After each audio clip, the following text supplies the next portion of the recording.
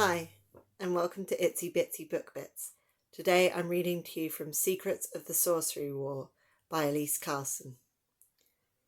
Chapter 1. Heir Ruarnon. Regent Ruarnon strode down a red carpet lined with bronze-armoured guards, who bowed helmed heads to them as they moved towards the dais. Sculpted bronze imitated sun rays emanating from absent fathers' and mothers' thrones. Ruarnon sighed at the elaborately carved travel throne beneath. It was time to sit where late Uncle Omar had sat, to make new memories of the throne they associated with their late mentor, uncle and friend, as they welcomed the first Urai ambassador Tarlah had received in living memory. Ruarnon turned, placing the past behind them, and sat, following Omar's parting advice to act decisively by facing whatever the future brought. They inclined their head to their aunt and two advisers as the three entered the throne room, bowing their heads in return and taking their places at Ruarnon's right hand. Moko, son of the Urai King Cahorn, and ambassador of the Urai, a crier announced from the entrance. Moko entered, his deep brown eyes fixed on Ruarnon. He was tall, his skin a shade darker than Ruarnon's, his eyes the same warm brown and almond shape, his lips similarly full. Only his black, finely braided hair and kilt woven from leaves differed. Every feature they had in common set Ruarnon apart from the many Tarlans, and it was a breath of fresh air. Ruarnon smiled as they rose and said, "Welcome to Tarlah, Ambassador Moko." Ambassador Moko bowed his head. "Come." Ruarnon led Moko to a sitting room right of the dais. They sat in a gold gilt chair, gesturing Moko into a bronze gilt chair.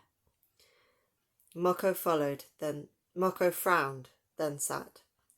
"The Council of Elders approve your benevolence's peace with the Zaldean realm," Moko said, in flawless Timbalan.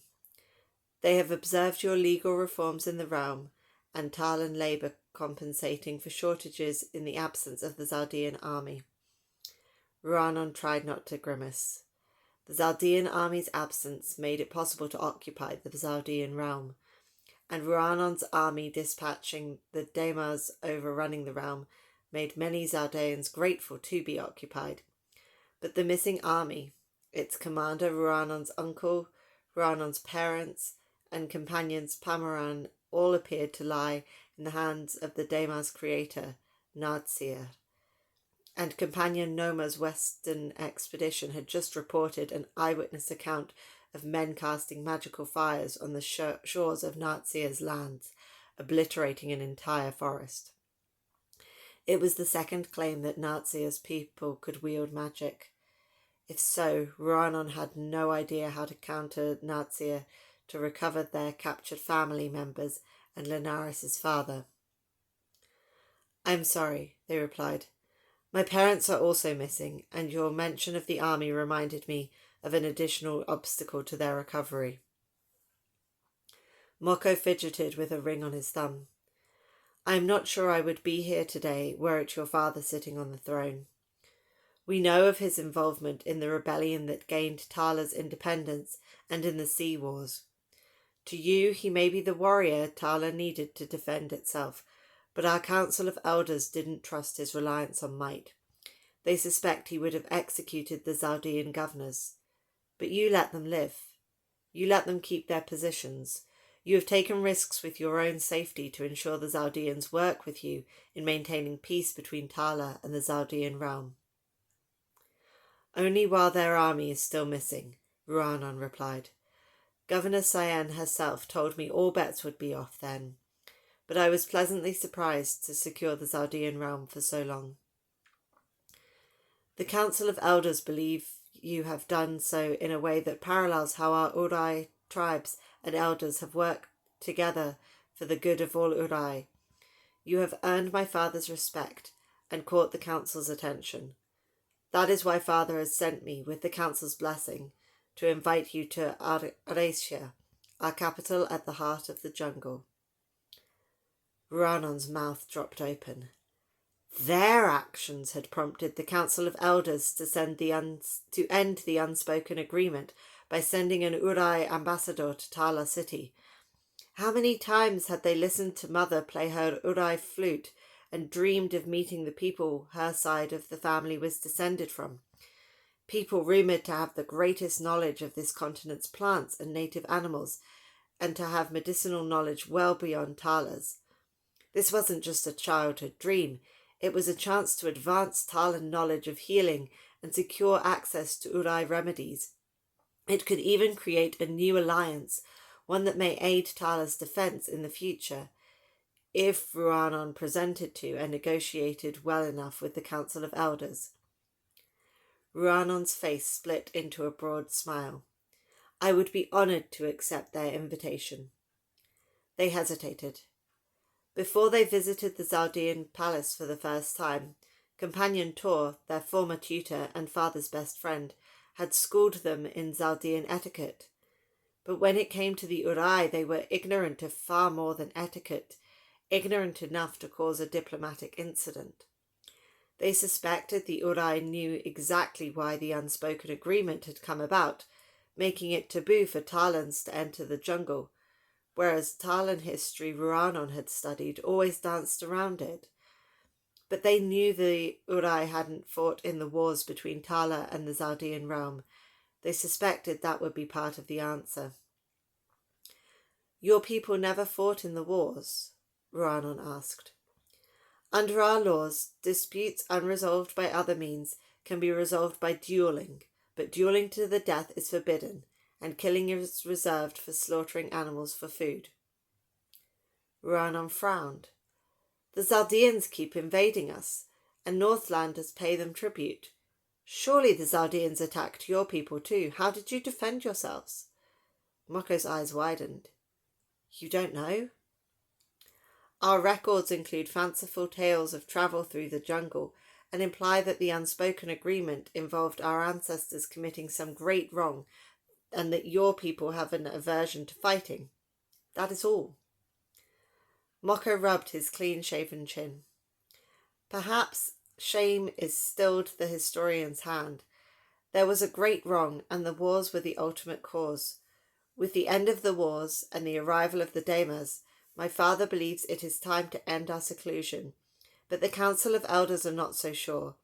That is why he has invited you to stay with us at your earliest convenience.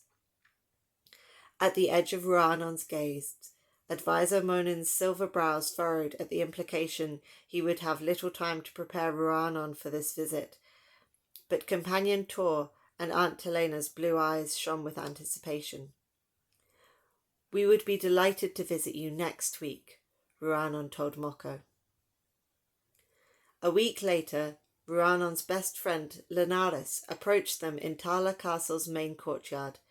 She wore an embroidered sleeveless travel tunic and sandals, and stood tall and stately, with neatly braided Tarlan blonde hair, blue eyes, and lightly tanned skin. She smiled at Ruarnon. What did my grandfather make of the Urai contacting us again? Ruarnon smiled. It was a shock to Monin. I'm not sure he thinks there's much value in restoring relations with them, but Tor assures me he's bitter they never supported us in the wars against the Zaldeans, and the generals say the Urai are excellent trackers. They can help us track down escaped damars in the wilderness, and I know how much their remedies and alliance would help us. Your mother would be delighted to hear we are returning to the jungle, Companion Tor called from beside the carriage waiting in the courtyard. He stood tall and proud, fully recovered from the wound he had taken in the battle on Death Belt Desert, though his braided light brown hair glistened with more silver now. Tor's blue-eyed gaze was steady, his voice calm as it had been when he was Ruarnon's tutor, and continued to be now he was Ruarnon's companion and adviser. Corina might not have shown it to you, Tor continued, but her family have always regretted and missed the relatives they left behind in the jungle when the unspoken agreement began. She still knows some Urai, but has precious few talents to speak it to. Ruarnon bit their lip. Mother treasured her Urai flute, now safely stored in the chambers she should be living in. She had played it often and always believed the Urai still thrived. There was no telling when Ruarnon could bring her back to Tarlah, but they could create a Tarlah in which friendship with the people their mother was and they were descended from was restored. "I'll do my best," they said. Tor smiled, inclining his head, and stepped up onto the platform of one of three waiting chariots. "And your best to prove my grandfather that you can handle diplomacy as well as war," Linaris added with a wink. Ruarnon fought back a laugh. Advisor Monin was their eldest and hardest advisor to please, and Linaris seemed to delight in supporting Ruarnon in exceeding her grandfather's highest expectations. Ruarnon suspected her father, companion Pamaran, might have encouraged them similarly, if more subtly, had he not also been abducted by Nartzeer. Linaris stepped onto the chariot ahead of Tor's, but Ruarnon paused. Their 4 Australian friends stood with Aunt Helena on the left side of the courtyard. The Australians had grown restless since agreeing it was too dangerous to accompany companion Noma west. Now they, like Ruarnon, were waiting to learn more about Nartzeer's homelands from companion Noma's expedition. Ruarnon hoped to learn enough to inform a recovery expedition likely to succeed in freeing their family, Pamaran and the Zaldean soldiers. He hoped to learn if Western magic wielders could operate the archways that had brought them to Umarinaris and would send them home to Australia. Only armed with that information could Ruarnon reasonably launch a recovery expedition and the Australians actively pursue their way home in a state that resembled safety. Ruarnon said their goodbyes, grimacing with guilt.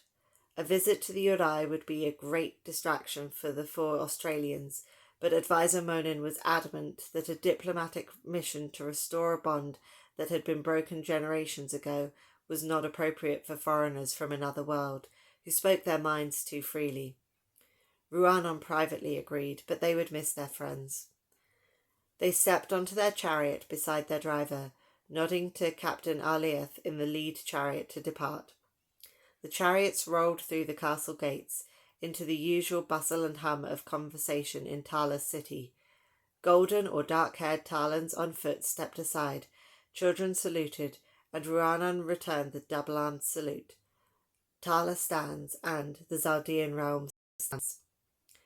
The chariots took them along stone-paved streets, reflecting hot sunlight, past mud-brick apartments, beyond the clink of tools, chattering schoolchildren carrying satchels, and bronze-armoured guards, through the open city gates. Green fields and dusty cart tracks in which children played drifted by. East of Tarlah city, the fields gave way to ferns, bright flowers, trees rising to great heights, and a shady canopy under which insects roared. The horses and chariot wheels trampled ferns along an overgrown track winding around tree trunks into the Urai jungle. Small stumps suggested seedlings had been cut, and the track cleared periodically. But most signs of the Urai were above, where a maze and plank linked buildings constructed on branches. One ramp spiraled down a nearby forest giant, circling under itself until it reached ground level and a walled stone enclosure. It had been generations since Tarlan eyes had gazed at this city, since their mother's ancestors had left it. She would have loved to be here. Perhaps if Ruarnon did well today and they succeeded in the west, they could bring her here. Moko stepped out of the walled enclosure. The carriages halted before him, and Ruarnon climbed out first. "Welcome to Elise, home of the Council of Elders and the Craft Tribes. Come," Moko added, turning to a wooden ramp up a nearby forest giant.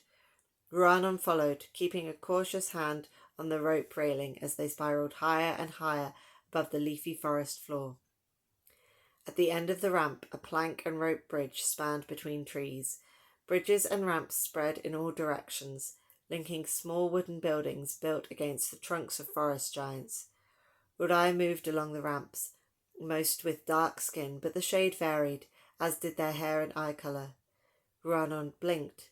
By the time of the unspoken agreement, Ruarnon's mother's descendants had married Tarlans, so they remained in Tarlah.